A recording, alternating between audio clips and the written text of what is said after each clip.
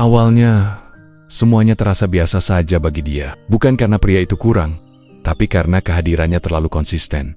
Dia selalu ada, selalu membalas, selalu berusaha menyesuaikan waktu. Dan tanpa disadari, disitulah perasaan kendali itu mulai tumbuh dalam pikiran seorang wanita. Rasa aman adalah hal yang penting. Namun ketika rasa aman itu berubah menjadi kepastian mutlak, otak mulai berhenti memberi perhatian emosional yang sama. Bukan karena dia jahat, bukan karena dia sengaja meremehkan, tapi karena otak manusia bekerja dengan cara yang kejam. Sesuatu yang terasa selalu ada, perlahan dianggap tidak berisiko untuk hilang. Di titik ini, wanita tidak berkata dalam hati, "Aku meremehkan dia." Yang muncul justru pikiran-pikiran kecil yang terdengar masuk akal. Dia emang baik, dia emang perhatian. Wajar kalau dia ngelakuin itu. Perhatian yang dulu terasa spesial, kini berubah menjadi standar. Usaha yang dulu bikin hati hangat, sekarang terasa biasa, bukan karena nilainya turun, tapi karena otak sudah terbiasa menerimanya. Saat seorang pria terlalu mudah diakses secara emosional, tanpa sadar wanita mulai merasa punya posisi lebih tinggi, bukan lebih berharga sebagai manusia, tapi lebih berkuasa. Dalam dinamika hubungan, dia merasa kapanpun dia butuh, pria itu akan ada. Kapanpun dia menjauh, pria itu akan menunggu. Kapanpun dia dingin, pria itu akan mencoba menghangatkan suasana. Dan disinilah ilusi kendali itu bekerja. Wanita mulai lebih santai dalam bersikap. Respon tidak lagi secepat dulu. Nada bicara mulai datar. Bukan karena dia ingin menyakiti, tapi karena dia merasa tidak perlu lagi berusaha keras. Otak memberi pesan diam-diam, aman, dia tidak akan pergi. Dalam psikologi, rasa tertarik tidak hanya tumbuh dari rasa nyaman, tapi juga dari rasa kemungkinan kehilangan. Saat kemungkinan itu menghilang, intensitas emosional ikut menurun. Di fase ini, wanita masih merasa baik-baik saja. Tidak ada bersalah, tidak ada rasa takut kehilangan, karena baginya, semuanya masih di bawah kendali. Bahkan ketika pria itu terlihat mulai sedikit berubah, lebih diam, lebih tenang, lebih fokus ke dirinya sendiri, wanita sering menganggapnya sebagai hal kecil. Dia cuma capek, paling nanti juga balik lagi. Karena dalam pikirannya, pria itu sudah masuk kategori pasti, dan sesuatu yang pasti jarang membuat otak waspada. Yang sering tidak disadari wanita di fase ini adalah satu hal penting. Kendali yang dia rasakan bukan berasal dari kekuatan dirinya, melainkan dari ketulusan pria yang terlalu sering mengalah. Dan saat ketulusan itu mulai ditarik perlahan, tanpa drama, tanpa penjelasan panjang, cerita ini akan bergerak ke arah yang sama sekali berbeda. Namun pada saat ini, wanita masih berdiri di posisi nyaman, merasa aman, merasa unggul secara emosional, dan belum tahu bahwa rasa kangen justru selalu lahir setelah kendali itu runtuh. Di titik inilah segalanya terlihat tenang, terlalu tenang. Dan biasanya, ketenangan seperti ini bukan pertanda akhir yang baik, melainkan awal dari perubahan yang belum dia sadari sama sekali. Di fase ini, tidak ada niat buruk, tidak ada rencana untuk menyakiti, bahkan tidak ada kesadaran bahwa sikapnya mulai berubah. Inilah yang disebut meremeh yang tidak pernah disadari. Wanita jarang sekali berpikir, "Aku meremehkan dia." Yang terjadi justru sebaliknya. Dia merasa semuanya masih normal. Dia masih membalas pesan, masih mau ngobrol, masih tertawa di waktu tertentu. Tapi ada satu hal yang perlahan hilang, rasa menghargai usaha. Perhatian yang dulu terasa istimewa, sekarang terasa seperti kewajiban. Jika pria itu peduli, dianggap wajar. Jika pria itu berusaha, dianggap memang seharusnya begitu. Di titik ini, wanita tidak melihat dirinya berubah. Yang dia lihat justru pria itu yang terlalu cepat membalas, terlalu sering mengerti, terlalu mau menyesuaikan. Dan ketika seseorang terlalu sering mengalah, otak secara otomatis menurunkan nilai perjuangannya. Ini bukan kesombongan, ini mekanisme psikologis. Otak manusia selalu mencari efisiensi emosi. Apapun yang terasa stabil, aman, dan bisa diprediksi, perlahan dipindahkan ke latar belakang. Wanita mulai memberi prioritas emosional ke hal lain, pekerjaan, teman, dunia sosial, sementara pria itu tetap di posisi yang sama don karena dia tidak pergi, tidak protes, tidak menuntut. Maka otak wanita menyimpulkan satu hal berbahaya. Dia akan baik-baik saja. Kalimat ini terdengar netral, tapi dampaknya besar. Karena saat seseorang dianggap akan baik-baik saja, kita berhenti menjaga perasaannya dengan sungguh-sungguh. Nada bicara mulai lebih singkat. Respon mulai ditunda. Empati tidak lagi menjadi prioritas. Bukan karena wanita ini kejam, tapi karena dia tidak merasa ada risiko kehilangan. Disinilah remeh itu bekerja. Secara diam-diam, Wanita masih merasa dirinya orang baik, masih merasa tidak melakukan kesalahan besar, karena tidak ada konflik, tidak ada pertengkaran, tidak ada drama.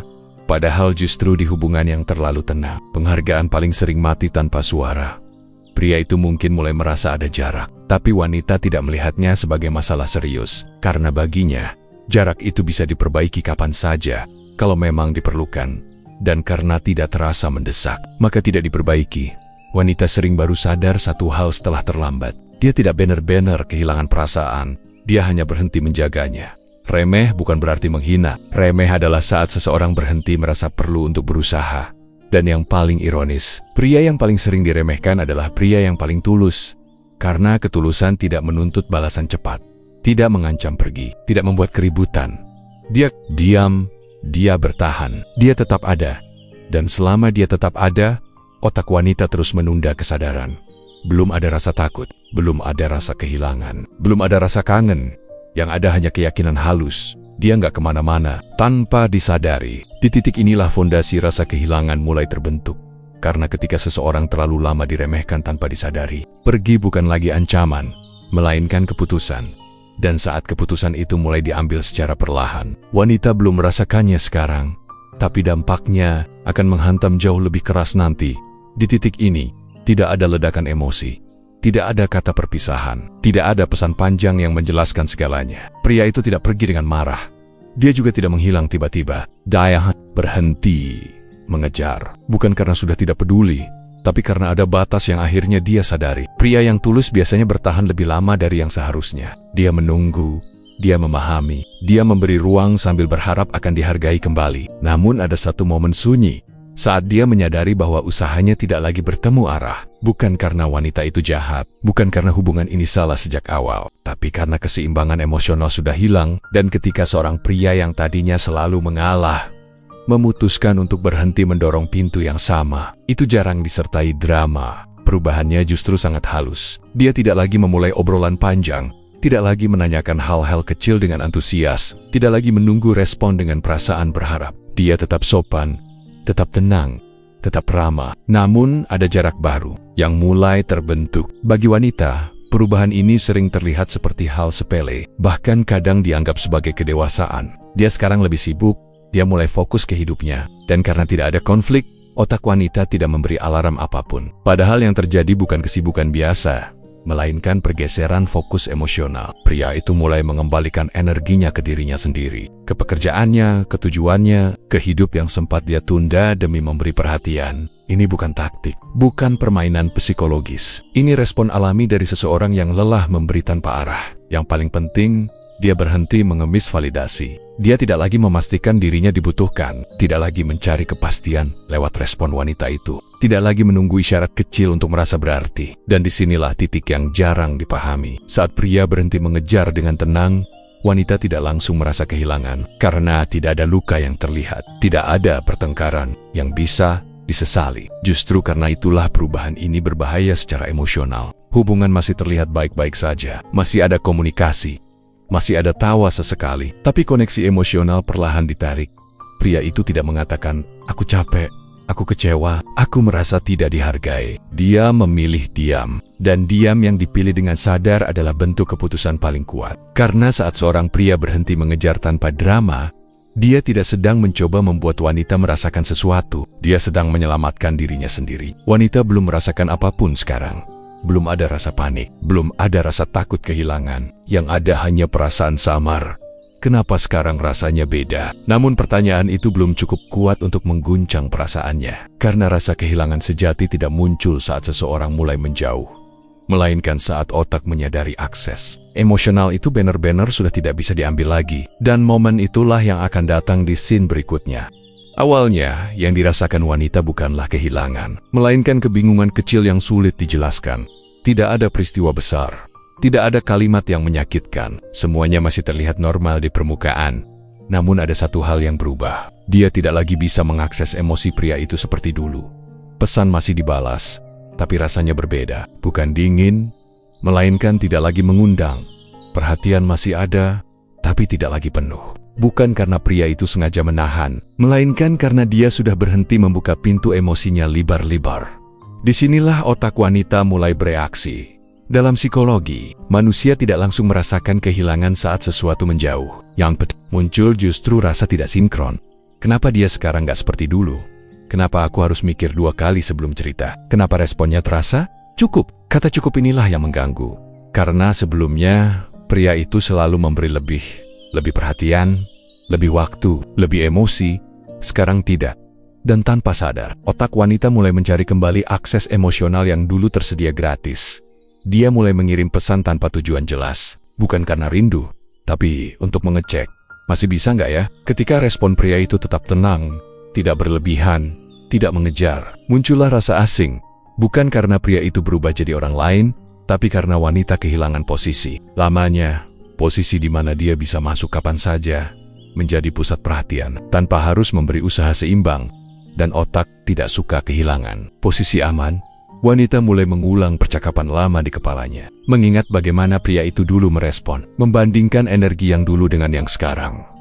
Di titik ini, rasa kangen belum sepenuhnya hadir. Yang ada adalah ketidaknyamanan emosional. Karena saat akses emosional ditutup sebagian, otak merasa kehilangan kendali. Dia mulai bertanya pada dirinya sendiri, apakah aku melakukan sesuatu yang salah? Atau memang dia sudah nggak sepeduli itu? Pertanyaan-pertanyaan ini penting, karena untuk pertama kalinya, wanita mulai memikirkan posisi dirinya bukan sebagai yang diikuti, tapi sebagai yang mungkin ditinggalkan. Namun ego masih bekerja. Wanita jarang langsung mengakui rasa kehilangan, yang muncul justru pembenaran. Aku juga lagi sibuk, ini cuma perasaan sementara. Kalau aku mau, aku bisa balik ke posisi itu. Tapi kenyataannya, akses emosional yang ditarik dengan tenang tidak bisa diambil kembali sesuka hati, dan otak wanita mulai merasakannya. Dia masih belum kangen, belum takut kehilangan, belum ingin mengakui apapun. Namun satu hal sudah berubah secara permanen. Pria itu tidak lagi menjadi ruang emosional yang sepenuhnya terbuka. Dan saat seseorang yang dulu selalu tersedia tidak lagi bisa diakses dengan cara yang sama, otak tidak langsung panik. Otak mulai menghitung jarak, menghitung kemungkinan, menghitung risiko kehilangan. Inilah awal dari proses emosional yang nantinya akan berubah menjadi rasa kangen. Bukan karena cinta tiba-tiba tumbuh, melainkan karena sesuatu yang dulu bisa dimiliki dengan mudah sekarang harus dipikirkan kembali. Dan bagi otak wanita, itulah momen paling tidak nyaman, saat perhatian tidak hilang sepenuhnya, tapi tidak lagi bisa dikendalikan. Disinilah kesadaran mulai tumbuh pelan-pelan, bukan lewat emosi yang meledak, melainkan lewat kekosongan kecil yang makin terasa setiap hari. Rasa kangen itu tidak datang tiba-tiba. Ia tidak muncul saat semuanya masih lengkap. Ia justru lahir ketika sesuatu sudah pergi, dan baru terasa nilainya setelah tidak lagi ada. Di fase ini, wanita mulai merasakan perubahan yang lebih dalam. Bukan lagi sekadar bingung, tapi ada ruang kosong kecil yang tidak bisa dijelaskan dengan logika. Pria itu belum sepenuhnya hilang. Masih ada komunikasi, masih ada hubungan. Namun kehadirannya tidak lagi memberi rasa yang sama don di Sicila. Kangen mulai tumbuh. Bukan kangen karena ingin memiliki, melainkan kangen karena kehilangan akses emosional yang dulu terasa biasa. Otak manusia bekerja dengan pola sederhana namun kejam. Kita jarang menghargai sesuatu saat masih utuh, tapi akan terus memikirkannya saat sebagian sudah tidak bisa diambil kembali. Wanita mulai teringat hal-hal kecil. Bukan momen besar, bukan gestur dramatis, tapi cara pria itu mendengarkan, narsub saat menenangkan. Perhatiannya yang dulu terasa berlebihan, sekarang terasa langka. Disinilah kesadaran mulai menusuk pelan-pelan. Kenapa dulu aku nggak terlalu peduli? Kenapa sekarang aku kepikiran? Pertanyaan-pertanyaan ini tidak muncul saat pria itu hadir penuh. Justru muncul setelah jarak mulai terasa nyata. Rasa kangen bukan tentang cinta yang tiba-tiba tumbuh besar. Ia tentang otak yang mulai menyadari. Ada kenyamanan emosional yang hilang. Dan kenyamanan ketika hilang menjadi jauh lebih berharga daripada saat dimiliki. Wanita sering salah mengira kangen sebagai tanda cinta baru. Padahal sebenarnya, itu adalah respon otak terhadap kehilangan stabilitas. Pria itu dulu adalah tempat pulang emosional. Bukan pusat kegembiraan, tapi tempat aman. Dan saat tempat aman itu tidak lagi sepenuhnya tersedia, otak mulai mencari-cari. Wanita mulai membuka chat lama, membaca ulang percakapan yang dulu terasa biasa. Mengingat reaksi pria itu terhadap hal-hal sepele, semua terasa lebih hangat. Karena sekarang dilihat dari jarak di titik ini, wanita belum berani mengakui rasa kangen sepenuhnya. Karena kangen berarti mengakui kehilangan. Dan mengakui kehilangan berarti mengakui bahwa kendali sudah tidak sepenuhnya ada di tangannya. Ego masih menahan, logika masih mencoba meredam. Ini cuma kebiasaan, aku cuma belum terbiasa dengan perubahan. Perasaan ini nanti juga hilang, namun perasaan tidak bekerja dengan jadwal ego. Setiap kali pria itu tidak lagi merespon dengan cara lama, rasa kangen menguat sedikit demi sedikit. Karena yang dirindukan bukan sekadar sosoknya, melainkan versi diri wanita saat dia merasa diperhatikan, tanpa harus meminta. Dan ini yang sering tidak disadari. Rasa kangen muncul bukan karena pria itu istimewa sejak awal, tapi karena kehadirannya dulu menciptakan stabilitas emosional yang sekarang tidak lagi terasa Sot memiliki. Wanita merasa aman. Saat kehilangan, otak merasa terancam. Dan di antara rasa terancam itulah, kangen tumbuh dengan tenang, namun konsisten. Bukan sebagai ledakan emosi, melainkan sebagai pikiran yang terus kembali ke satu titik. Kalau dulu aku lebih menghargai, kalau dulu aku lebih sadar. Namun pikiran seperti ini selalu datang terlambat, karena manusia jarang merindukan sesuatu saat masih bisa digenggam. Kita merindukannya saat tangan sudah mulai kosong dan baru sadar betapa hangatnya sesuatu. Itu ketika dulu berada di sana. Di fase ini, perasaan sudah tidak bisa sepenuhnya diabaikan, namun juga belum berani diakui. Inilah titik paling melelahkan secara batin. Saat ego dan perasaan mulai saling berhadapan, wanita mulai sering memikirkan pria itu. Bukan hanya di waktu sepi, tapi juga di tengah kesibukan. Nama itu muncul tanpa diat, bukan sebagai kenangan manis, melainkan sebagai tanda tanya yang terus mengganggu. Namun setiap kali perasaan itu naik, ego segera turun tangan. Ngapain mikirin dia? Dulu juga biasa aja. Kalau aku yang ngejar duluan, berarti aku kalah. Ego tidak ingin terlihat lemah, tidak ingin mengakui bahwa ada sesuatu yang terlepas. Karena mengakui kehilangan berarti mengakui kesalahan sikap di masa lalu. Dan ini sulit. Wanita mulai memainkan dua peran dalam dirinya sendiri. Di luar, tetap terlihat tenang, tetap dingin, tetap seolah tidak terpengaruh. Namun di dalam, ada gelombang kecil yang makin sering datang. Dia mulai mengecek ponsel lebih sering, bukan untuk pesan tertentu, tapi berharap ada notifikasi dari satu nama, dan saat tidak ada, perasaan kecewa muncul, lalu segera ditekan kembali oleh ego. Aku nggak butuh itu, aku baik-baik saja. Padahal yang terjadi bukan ketergantungan, melainkan kehilangan keterhubungan emosional. Ego membuat wanita bertahan pada sikap lama, tidak memulai obrolan, tidak menunjukkan rindu, tidak memberi sinyal apapun, karena ego percaya, jika pria itu benar-benar peduli, dia akan kembali seperti dulu. Namun perasaan bekerja berbeda. Perasaan tidak peduli siapa yang memulai. Ia hanya tahu bahwa ada ruang kosong yang dulu terisi dengan nyaman. Wanita mulai membandingkan. Percakapan dengan orang lain terasa datar, tertawa terasa singkat. Tidak ada rasa pulang. Dan disinilah konflik batin memuncak. Jika dia menghubungi lebih dulu, ego merasa kalah. Jika dia diam saja, perasaan terus menekan dari dalam. Tidak ada pilihan yang terasa benar. Wanita sering terjebak di fase ini paling lama, karena tidak ada langkah nyata. Yang ada hanya pertarungan batin yang terus berulang setiap hari. Dia ingin memastikan satu hal, apakah pria itu masih peduli? Namun dia juga takut jawabannya. Takut kalau pria itu benar-benar sudah berbeda. Takut kalau pintu yang dulu terbuka sekarang hanya terbuka sedikit, atau bahkan sudah tertutup. Maka ego memilih menunda. Menunda pesan, menunda pengakuan, menunda kejujuran pada diri sendiri. Dan selama penundaan itu berlangsung, perasaan tidak berhenti tumbuh. Rasa kangen berubah bentuk, dari sekadar ingatan, menjadi kebutuhan emosional yang belum terpenuhi. Namun ego tetap berdiri di depan, seperti penjaga yang keras kepala. Kalau aku mundur sekarang, aku mengakui bahwa dulu aku salah menilai, dan bagi banyak wanita, itu lebih menakutkan daripada kehilangan itu sendiri. Di titik ini, wanita belum bergerak, belum mengambil keputusan. Namun, satu hal sudah pasti, dia tidak lagi netral secara emosional. Dan ketika ego terus menahan sementara perasaan terus naik, ledakan emosional hanya tinggal menunggu waktu. Entah dalam bentuk mendekat kembali, atau kehilangan yang benar-benar disadari terlalu terlambat. Di titik ini, wanita mulai melakukan sesuatu yang sebelumnya tidak pernah dia lakukan secara sadar, membandingkan. Bukan karena dia sedang mencari pengganti, bukan juga karena dia ingin berpaling, tapi karena ada kekosongan emosional yang tidak berhasil diisi oleh hal-hal baru. Saat pria lain hadir, obrolan terasa cukup menyenangkan, perhatian terasa ada, namun selalu ada satu perasaan yang mengganjal. Bukan karena pria baru itu kurang baik, melainkan karena rasanya berbeda. Wanita mulai menyadari satu hal yang dulu tidak pernah dia pikirkan. Bukan semua perhatian itu sama. Ada perhatian yang ramai tapi dangkal, ada yang penuh kata-kata, tapi kosong makna. Dan ada yang tenang, namun membuat merasa aman tanpa harus dijelaskan. Tanpa sadar, standar emosionalnya berubah. Bukan naik karena gengsi, tapi karena pengalaman. Pria yang dulu diremehkan, ternyata meninggalkan jejak yang dalam. Bukan sebagai sosok yang sempurna, melainkan sebagai ruang emosional yang konsisten dan tidak memaksa. Saat berbicara dengan orang lain, wanita mulai merindukan cara pria itu mendengarkan. Bukan sekadar menunggu giliran bicara, tapi benar-benar hadir. Dia mulai merindukan respons yang tidak berlebihan, namun tepat, perhatian yang tidak memamerkan diri, namun terasa tulus. Dan perbandingan ini terjadi tanpa niat.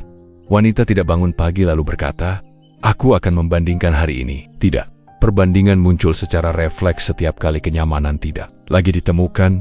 Disinilah kesadaran emosional semakin kuat.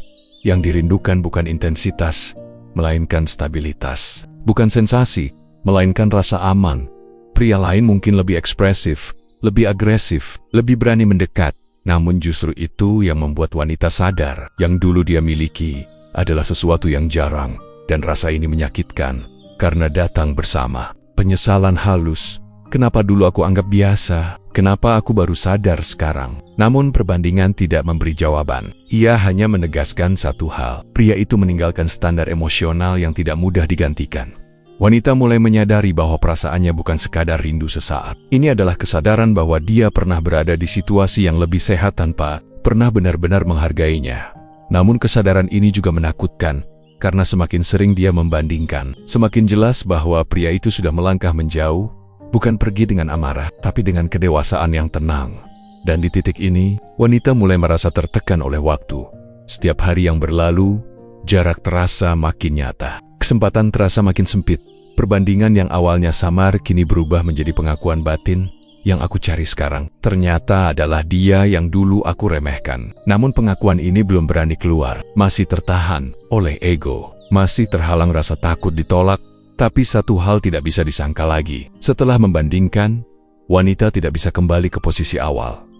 Karena begitu seseorang menyadari nilai yang pernah dia abaikan, ketenangan lama tidak akan pernah kembali. Dari sinilah cerita bergerak menuju titik akhir, saat wanita akhirnya harus menghadapi kenyataan yang tidak bisa ditawar, bahwa rasa kangen itu nyata, dan waktu tidak selalu memberi kesempatan kedua.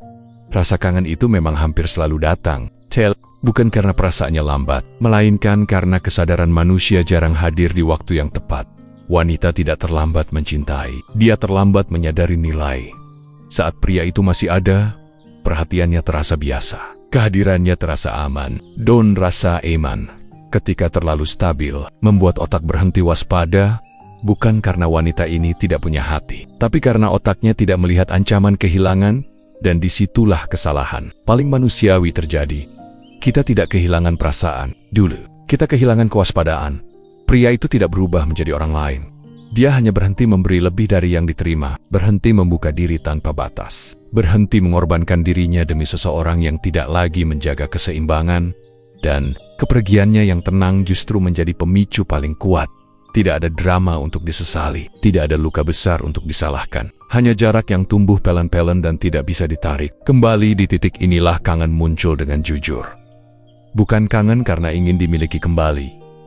Bukan juga karena takut sendirian, tapi karena otak akhirnya menyadari ada stabilitas emosional yang hilang, dan stabilitas adalah hal yang paling sulit dicari setelah benar-benar hilang. Wanita sering bertanya pada dirinya sendiri, kalau aku sadar lebih awal, apakah ceritanya akan berbeda? Pertanyaan ini tidak muncul saat segalanya tersit. Ia muncul saat pintu sudah setengah tertutup. Karena selama pintu masih terbuka, manusia selalu merasa punya waktu. Namun waktu tidak bekerja seperti itu. Kesadaran emosional tidak tumbuh saat diminta. Ia tumbuh saat sesuatu tidak lagi bisa diakses dengan mudah. Itulah kenapa kangen datang terlambat, bukan karena cinta baru muncul, tapi karena nilai lama baru terlihat jelas setelah kehilangan. Dan inilah inti psikologi yang jarang dipahami. Wanita bukan merindukan pria yang dulu mengejar. Dia merindukan versi dirinya yang merasa aman tanpa harus mempertanyakan apapun. Pria itu bukan sekadar orang. Dia adalah rasa tenang, rasa diterima, rasa pulang. Dan ketika rasa itu hilang tanpa konflik, tanpa suara, tanpa peringatan keras, otak baru menyadari betapa berharganya ia. Namun tidak semua kangen harus berakhir dengan kembali. Kadang, Kangen hanya datang untuk memberi pelajaran yang terlambat. Bahwa ketulusan bukan sesuatu yang selalu menunggu. Bahwa perhatian bukan sumber daya tak terbatas. Dan bahwa orang yang pergi dengan tenang seringkali sudah berpamitan jauh. Sebelum langkahnya menjauh pada akhirnya, kangen itu datang bukan untuk mengubah masa lalu, melainkan untuk mengajarkan satu hal penting. Nilai tidak pernah berubah. Yang berubah hanyalah waktu saat kita akhirnya sadar